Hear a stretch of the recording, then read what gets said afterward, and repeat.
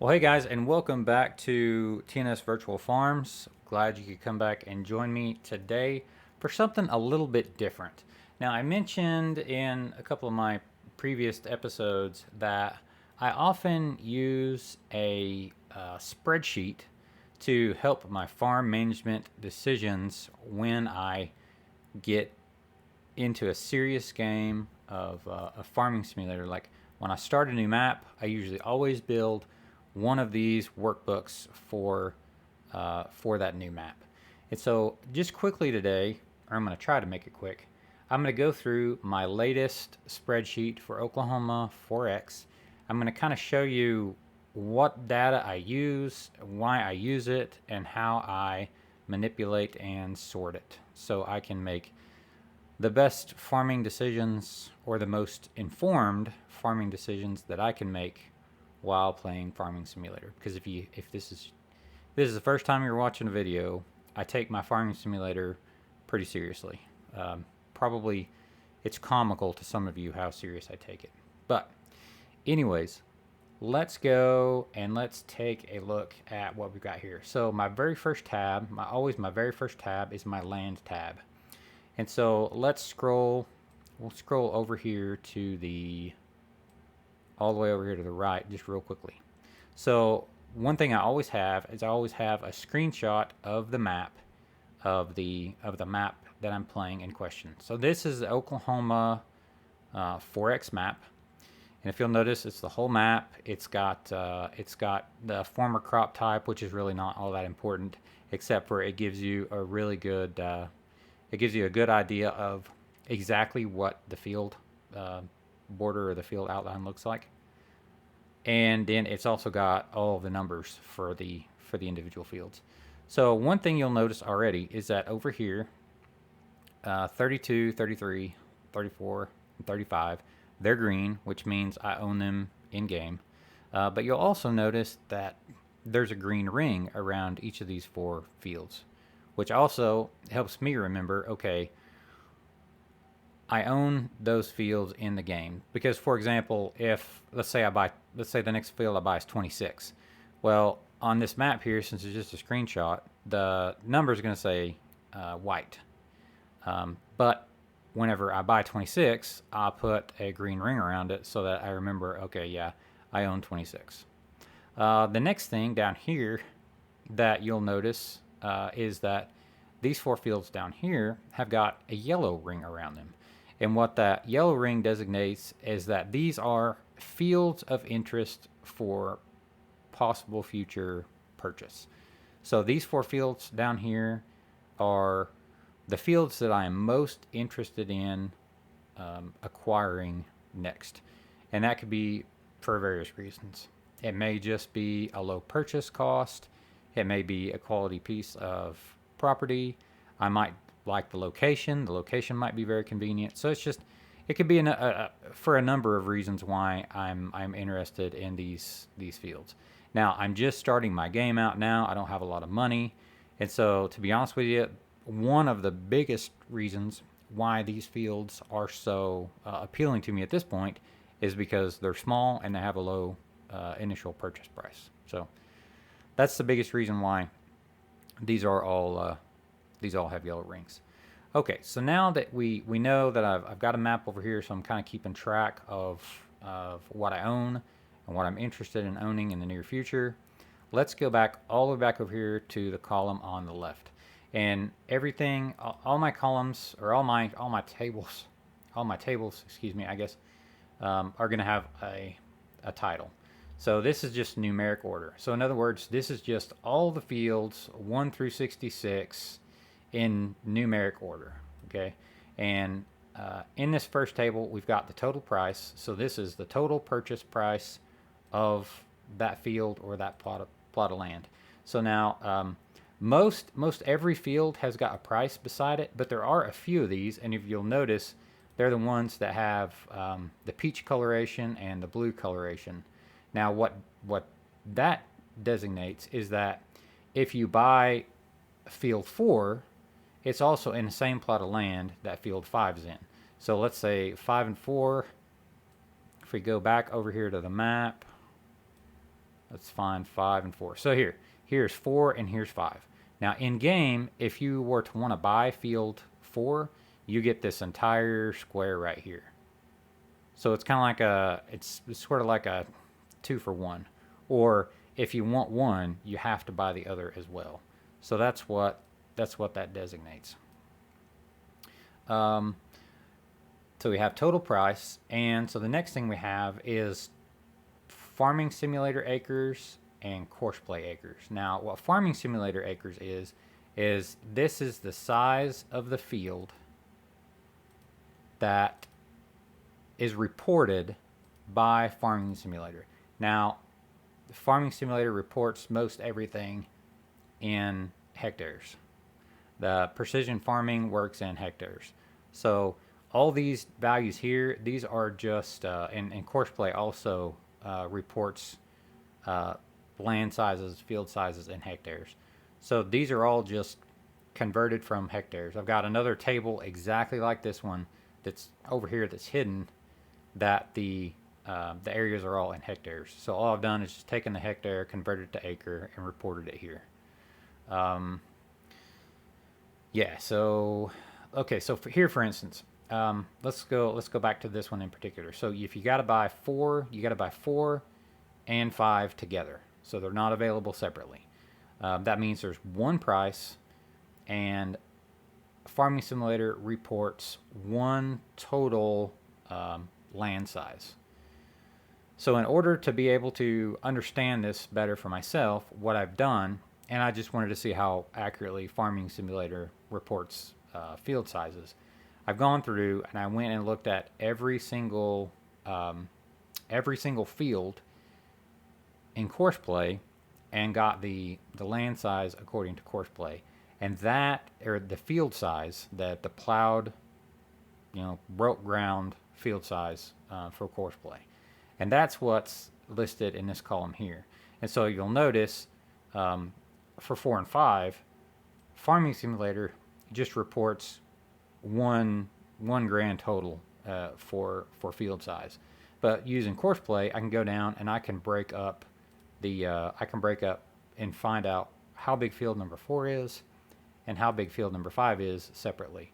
And in this field totals here, this is just a combination of adding this and this. And so that's what this is down here. So you'll see here, this one you got to buy 17, 18, and 19 all together for one money. And Farming Simulator reports one combined acreage. And using Courseplay, I've broken all 3 of those fields out. And here, another example, a more extreme example, 27 through 31, you got to buy all those together for one money.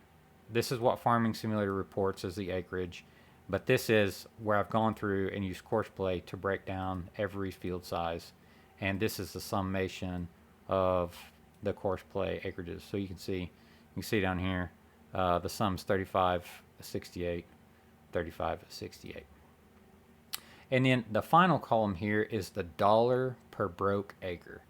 And so basically what that means, see if I can explain this to where everybody understands. Dollar per broke acre. So this number is the total price paid for the plot of land. Now, and keep in mind, the plot of land typically includes more than just the field that you're going to be actually planting crops in. A lot of times it will include some areas where there's some trees. Sometimes it may include an area where there's some pasture. Sometimes it may include a pond. And of course, in Farming Simulator terms, a pasture is not really a profitable area of land. A pond is not a profitable area of land because you can't plant any crops in a pond. So that's just kind of wasted money as far as Farming Simulator goes. And so this is basically what this column reports is, okay, what is the best value? Which pieces of property are the best value when it comes to purchasing land? Because here you've got $5,956 per broke acre. Well, that's for field 1. Well, field 2, that is, $7,255 per broke acre. So if I want to get the most amount of broke acreage for my money, I'm going to want to buy field 1 instead of field 2, because it's a more efficient use of your money when it comes time to start investing in that money. You get more acres for your money, so that you can, one, not spend as, or potentially not spend as much money, but you'll get more. You're going to get more profit from the money that you've spent on that land.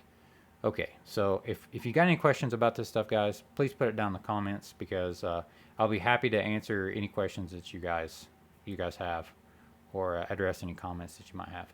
Okay, now the next column here is total price ascending order. So in other words, it's the field numbers in order by cheapest purchase price to most expensive purchase price.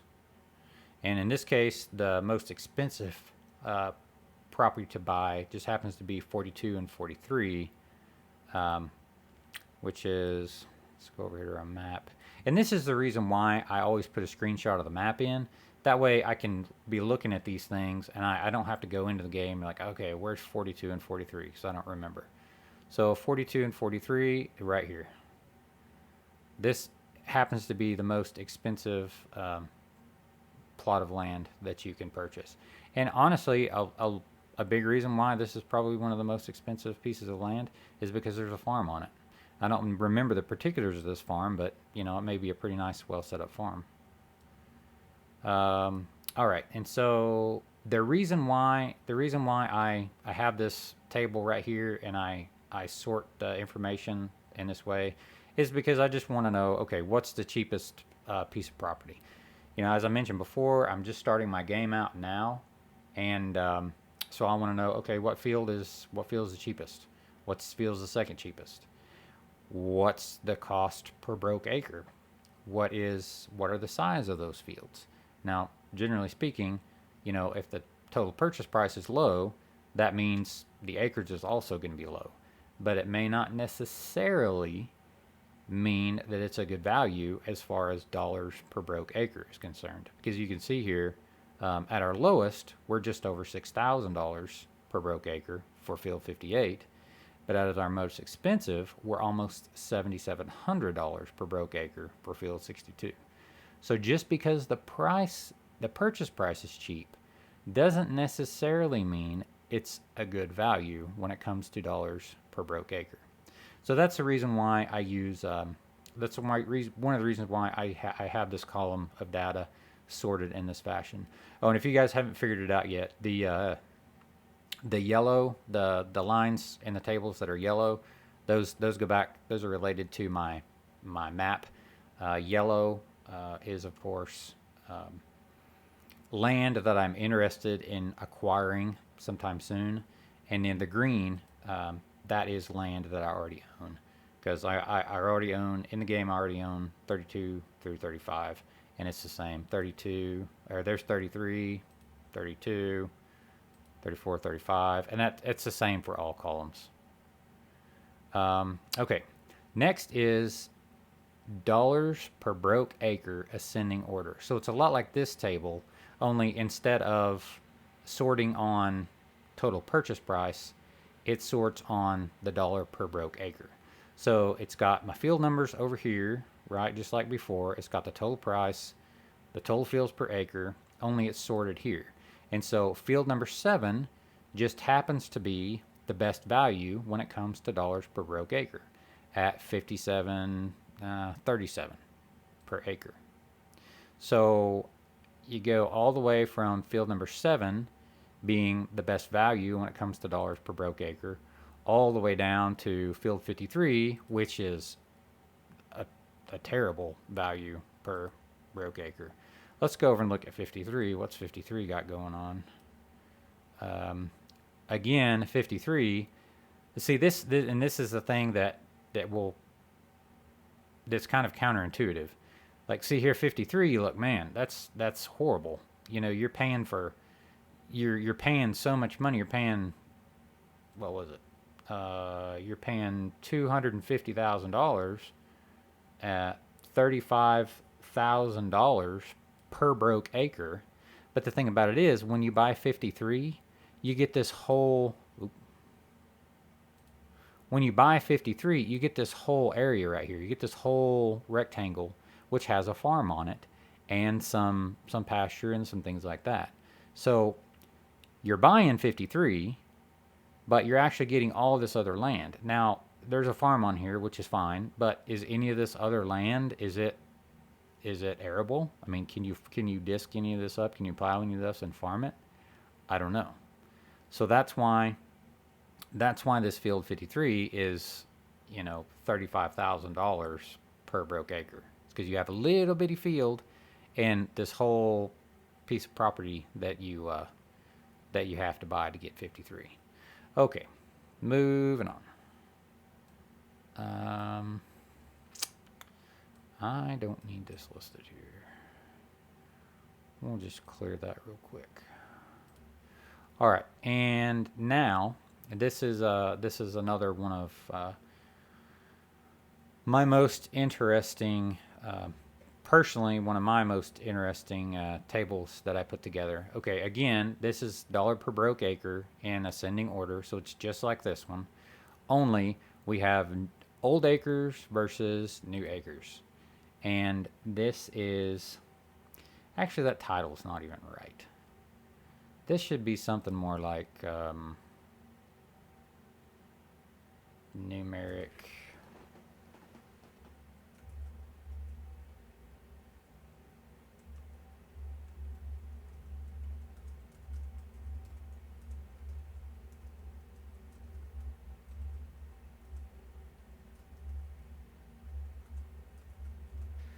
Numeric old versus new, because what this explains is that, okay, again, we've got numeric order of the fields, we've got total purchase priced, but we have old acres, and then we have new acres and percent change. Now, for the most of these, the new acres is 0, and the percent change doesn't exist yet. But let's come down here to these 4 fields that I own, 32 through 35. Old acres represents the original acreage of the field that Courseplay reported when I calculated the field perimeter. And if you're not familiar with what I'm talking about, you're probably not familiar with Courseplay. But Courseplay is great. Take my word for it. Okay, so this is the original acreage as purchased for each of those 4 fields, according to Courseplay. Now, if you watched my video where I pulled the chisel plow, and my latest video where I pulled the disc, you'll know that I increased the size of those 4 fields where I could, where I felt it was reasonable and made sense from a real world perspective. So for field 32, the original, or the old acres, was 18.11. After I increased the area of the field, the new acreage, according to Courseplay, is 19.15. So the percent change is now that field is 106% of the size that it used to be. And you say, oh, 106, 6%, that's not that big a deal. Well, okay, look at field 32. It's 107. We'll look at field 34. It's 131. And it's only 31%. It's not 131% larger. It's just 31% larger than, it was before. But, you're talking about going from, 13.64 up to 17.89. You're adding 4 acres there. That's significant. Now, let's go look at 35. It gets even more significant. It's 46% larger than it used to be. So you're talking about going from 15.57 acres all the way up to 22.66 acres. So that's what this old acres versus new acres is all about. And the reason why most of these are still zero for the new acres and there's no percent change is that I don't own them, so I haven't increased any of the field size yet. But this is something I think about before I start, before I purchase a new field. I go and look at it and I think, well, is there any room where I can expand this field? Is the tree line or the road that's next to it or the fence that's next to it? Can I make this field any bigger, or am I just pretty much buying what is here and there's no room for expansion? Or does expansion not make sense because there's a big hill on one side of it, or there's a bunch of trees, or whatever. So that's pretty much this screen. I just wanted to quickly, and it's not quickly because now I'm on like minute 21 of this, and I'm on my first tab. But anyways, I think the only thing left is this right up here, and this is the average price, average dollar per broke acre. That's not written right, but that's what this is. So on average, across the whole map, you're paying $7,513 per broke acre for any of these fields, if that makes sense. Okay, moving on.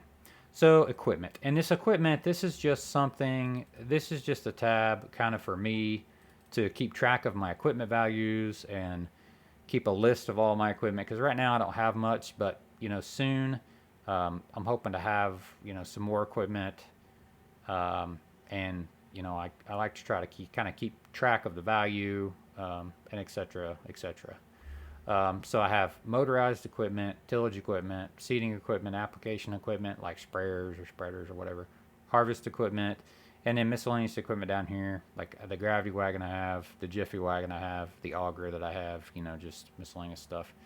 And then up here I've got equipment value, so total value, the game value, which I'll explain in a minute, and the maximum equipment loan. So okay, this TH right here, that's tractor house. That's what the TH stands for. So what I've done is that for all of this equipment, I have gone and I have searched for the exact model. So in this case, I searched for John Deere 4430s. And I looked for examples that were of roughly the same hour range and condition that my equipment in game is. If you guys have watched my videos before, you know that my John Deere 4430 in game has like 11,500 hours on it. So when I went to Tractor House, for the value, I tried to find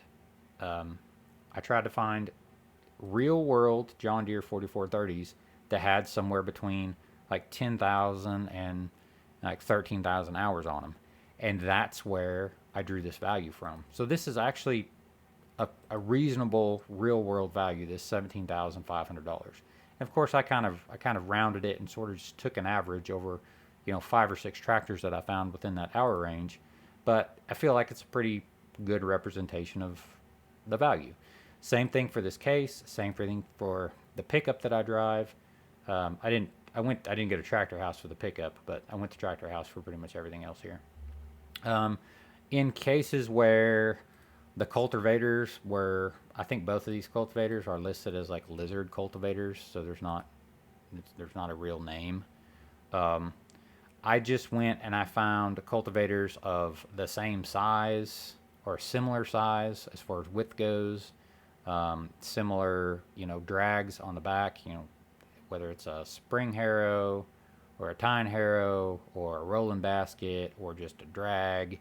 I took those kind of things into consideration, and also took in consideration the the condition of the equipment. Because if you remember, basically all the equipment that I own in my game, except for my pickup, is supposed to be, old, wore out stuff, because that's how my backstory goes.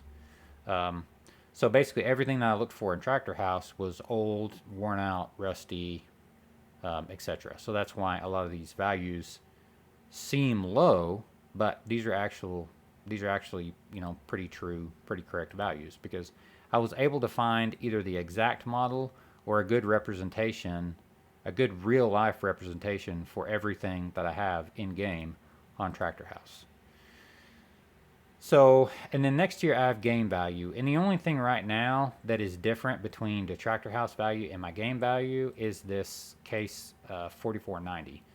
And the reason why it's different is because if you'll remember the backstory of my game that I'm playing, this case 4490 is parked in the fence row because it has transmission slash driveline problems and it doesn't run. So right now, in game, that tractor's non-operable. I haven't fixed it yet, so it's not running and driving, and it's basically I'm calling it scrap value right now. And I just said, okay, well that thing's scrap value is $2,000. One of these days, when I have enough money to get it fixed, then I will change this back to the 8,500 Tractor House value that I found for it. Okay, and then the only other thing here is that I I discipline my own loan maximums in game. I have no idea how much money that Farming Simulator will actually let me borrow in game. I don't really care, because in real life you have to have collateral. And so what the rule that I've made up for myself is that my maximum loan for any equipment is going to be 50% of the game value. So that's therefore, like, currently my maximum equipment loan that I'm going to allow myself in game is $37,250, because this is half of the game value, which is calculated from this this set of numbers right over here. Okay, so that means when I go to buy like a combine, for example, I can't borrow any more than $37,250. All right. Next thing is input costs, and I set my own input costs. And the reason that I set my own input cost is because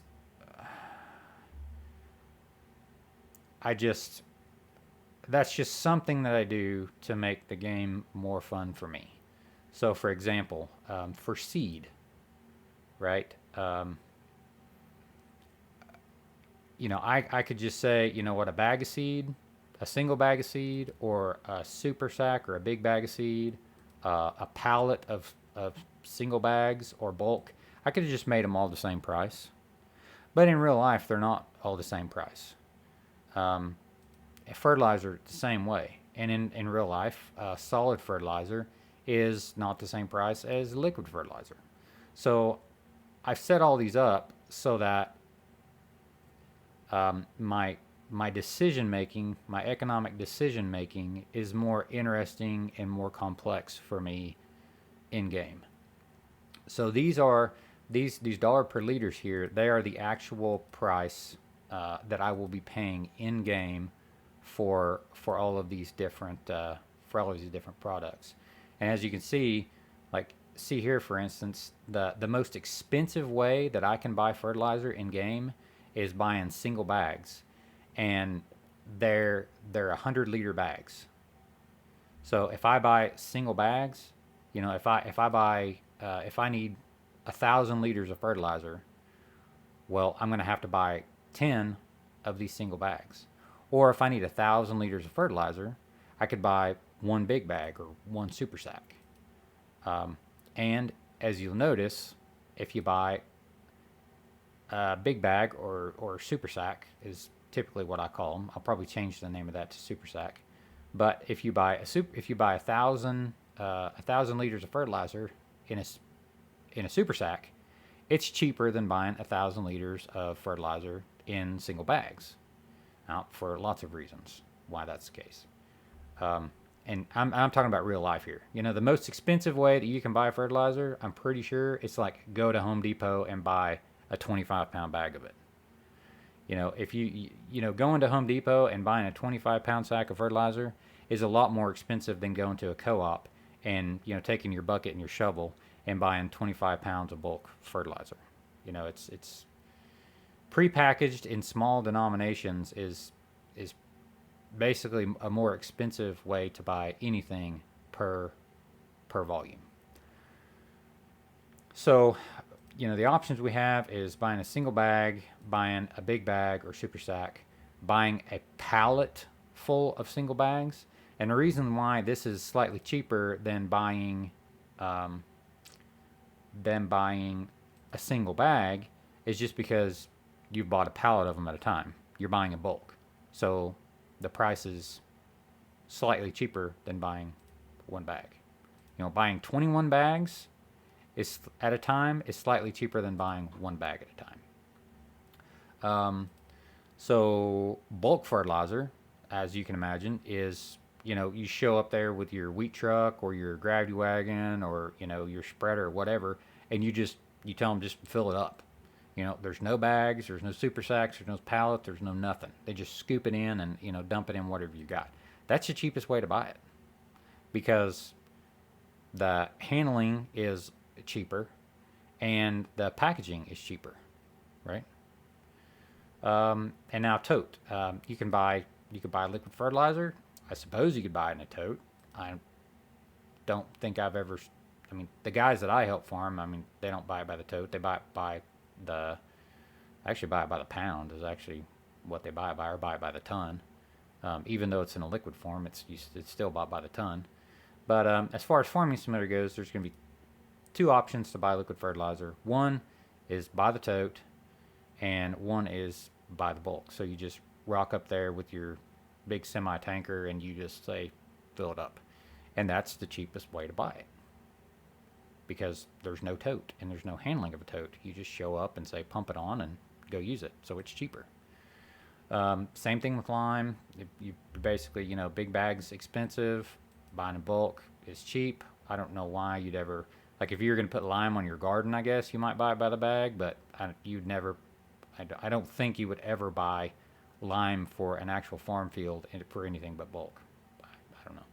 And in herbicide, it's just, I've just got it by the tote because, I mean, really, when you buy fertilizer, I mean, when you buy herbicide, that's just how it comes. It's either in a jug, in a box in a jug, or it comes, you buy by the tote. So I've just got it listed as tote. I'm only going to buy it by the tote in game for now anyways. So yeah, there you go.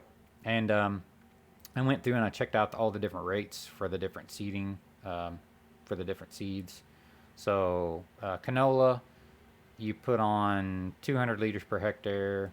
For, you know, all these here, for sunflower, soybeans, grass, and alfalfa, you put on 300 liters per hectare. You know, corn's 400, cotton through wheat is all 500 liters per hectare. So depending on what seed you're putting in, you have to use more of it, which is the same thing as real life. And then here I've got, they're slightly different labels, but canola by the sack. In other words, by the single bag, the most expensive way you can buy it. Canola by the super sack or the big bag. It's a little bit cheaper. Canola by the sack, but by the pallet. So in other words, a bunch of individual sacks, but you're buying a whole pallet at a time. It's, you know, not as cheap as a super sack, but it's not as expensive as buying, you know, a sack at a time. And then finally, canola by bulk, which, depending on what you're planting, it's very common to buy seed in bulk. And then depending on what you're planting, for example, canola, you may not buy it by bulk. You may, you know, the biggest container you buy it in may be a super sack. Whereas if you're buying wheat, you may just show up somewhere and say, hey, fill up my hopper bottom full of wheat, and that's just what I'm going to go use. Yeah. So I hope that's pretty self-explanatory. And I've got this, I've gotten these relabeled down here. Solid N, solid nitrogen by the sack, solid nitrogen by the super sack, solid nitrogen sack pallet, bulk, liquid N by the tote, liquid N, bulk, herbicide tote, lime bulk, etc., etc. Okay, now the final thing here, for those of you who are still with me and finding this all intriguing, thanks for still watching. I hope that you're getting some value out of this. Okay, now this is sort of a field scenario tool. So the first row up here in scenario 1, I have all my different fields that I currently own. So 32, 33, 34, 35. The areas in hectares are listed up here for the each individual one. And these are the updated areas. So these are the areas after I enlarge the fields. So what I'm doing here is I'm using all the information on the land screen and the input cost screen to estimate how much a crop season is going to cost me. So let's take a look here in this first row here, and I've got these all built in on a list where I can just go in and select what I want, and it populates everything after I selected it. So on field 32, I'm going to put soybeans in. Now, originally I was thinking, okay, I'm going to buy the N by the sack. And the reason why I'm thinking I'm going to buy the N by the sack is because, okay, I don't have a front end loader, I don't have a forklift, I don't have a skid steer. So really my only options are buying it by the individual sack so I can pick it up, or buying it in bulk and using like some kind of auger or something to load the grain drill, load the planter, etc. And that my grain drill, I can put fertilizer and seed down at the same time, so I can do 2 passes at once basically. And so originally that's why I was thinking that I'll just buy fertilizer by the individual sack so I can load the drill by hand. Now I know a lot of you guys are thinking, well, no, you just pull your drill up close to the big bag or the pile or whatever, and you just hit R and it just automatically puts it in there. Well, yes, that's true, but I can't play like that because it's not realistic enough for me. So that's the reason I'm making it hard on myself, because it's more fun for me that way. So we've got solid N by the sack, we got soybeans by the sack, and that's as far as I've gotten. And so field 32 is going to be beans, 33 is going to be corn, and then 34 and 35 are going to be wheat. And I've got nitrogen by the sack and seed by the sack for all 4 of these fields. And so down here, this is the only thing I've got listed so far as inputs go. There's going to be other inputs, but this is all I've got listed so far, because I wanted to compare 2 different scenarios. So, and for example here, I've got the total, and that's the total for this whole column, and it's 56.73. Well, I got to thinking, okay, I'm saying to myself, well, when I plant my wheat, more specifically, when I plant my wheat, I'm gonna load my grain drill with fertilizer by the sack and wheat by the sack. There's not really anything I can do for the seed. I pretty much at this point have to have it by the sack. But what if instead of buying it by the sack and putting it in at the same time that I'm planting my wheat, which is arguably probably the better practice, what if I buy my nitrogen fertilizer in bulk and I put it down with a spreader and then cultivate over the top of it? what if I do that? How much money will it actually save me? And that's what that's what scenario 1 and scenario 2, that's what they look at. So if I buy for field 34, if I buy my nitrogen by the sack, I buy my seed by the sack, in order to do the whole field, it's going to cost me this much money, $67.46. On the other hand, if I buy my nitrogen in bulk and my seed still by the sack, it's going to cost me $56.20. Real quick, if I just do that and I take here minus here, I can see the difference. The difference is $1,125. Now, yeah, I have to make an extra pass, but if I have the time, especially here in the beginning where I'm just trying to get started and I'm really having to watch my money, that's a huge difference. So much so, in fact, that the scenario 1 versus scenario 2 for all 4 fields and the crops that I have planned for them, scenario 1 is buying all my nitrogen by the sack. Scenario 2 is buying all my nitrogen in bulk for the first application of nitrogen anyway. The difference in those prices is almost $5,000. So this is the total for scenario 1. So in other words, this plus this plus this plus this equals $26,700 change. And then the total for this and this and this and this is only $21,900 change for a total difference of here. That's a lot of money to save at the very beginning. So I hope that you guys found this interesting, those of you who watched it, and I'm sure not everybody's going to watch this because not everybody cares and not everybody plays the way I play. But for those of you who made it to the end, I hope you found it interesting. And I would really like to know if there's anybody else out there that's taking their farming simulator games to this level. Am I the only weirdo that's doing this, or are there a lot of you that go into kind of extreme realistic detail when you're planning your farms and when you're planning your seasons and when you're doing your crop rotations and figuring out your budgets? Let me know in the comments because I'd be really curious to know. I want to thank everybody for liking and subscribing. I've gotten several new subscribers over the last couple of weeks. That's awesome. I hope that I am achieving the levels of entertainment that you guys are looking for, and I've gotten a lot of good comments as far as, hey, why don't you try this? Hey, this might be cool if you did this. So I'm listening to all of those, and I'm figuring out how to incorporate some of those ideas into my game. So keep that up, and guys, I just appreciate you following me along.